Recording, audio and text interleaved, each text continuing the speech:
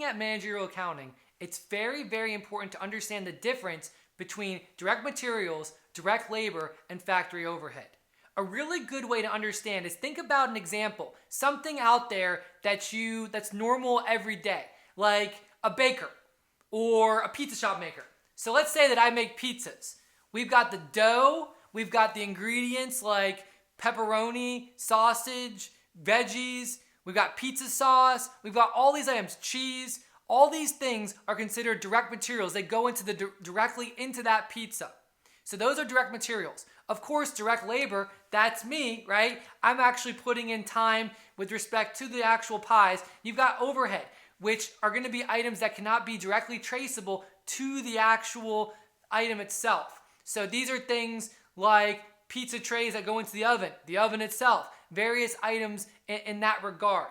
So think about those items. Here's my big pizza. Pizza! Now, some of you might be wondering, wow, that's a pretty lame example. All he did was pull out a pizza. And I agree. I got a better example for you. Let's actually make a cake right here, right? You got the baker outfit on. We got all the stuff to do it. Let's go ahead. Let's do this. So I'm going to go ahead. I'm going to pull out a big bowl here. And I've got my whisk. I've got some ingredients ready to go. And I've got a little oven below me, a little oven down here. Okay. So the first items we're going to add, okay, again, thinking about our direct materials, going into a cake.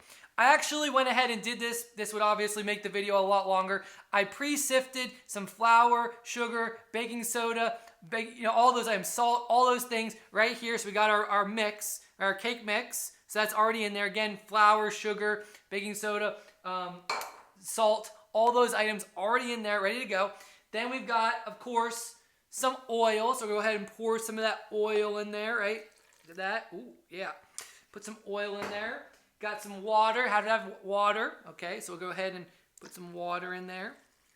We're also going to need to put an egg in there, my favorite part. So this is going to be difficult with me holding this in front of you. So I'll crack this, and then it's hard to see, right? Let me go ahead and, so you can see the yolk starting to come out. So I'm going to go ahead and put that in there. I did it off screen. Off the screen, it's been done.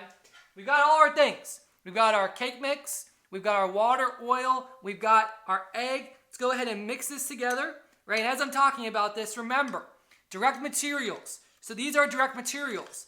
Of course, the whisk, the bowl that's in here, all these items that are going into this respective thing, these are more considered overhead. We got direct materials. Of course, I'm the direct labor, right? That's going on.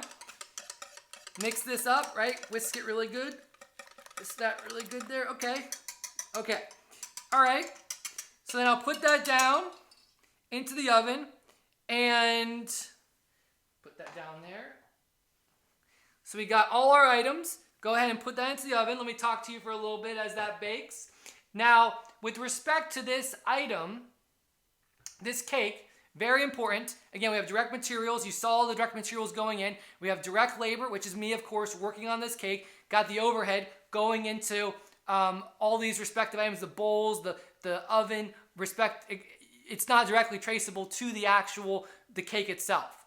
After all that time, we put it all together. Okay, so we're done in the oven and got a little cake, and I get to enjoy.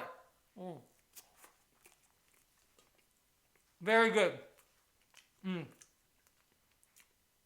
Go make sure you get some cake. All right, so with that, make sure you really, again, understand direct materials, direct labor, overhead. It's very important for all managerial accounting and all these decisions you have to make, special decision making in managerial accounting.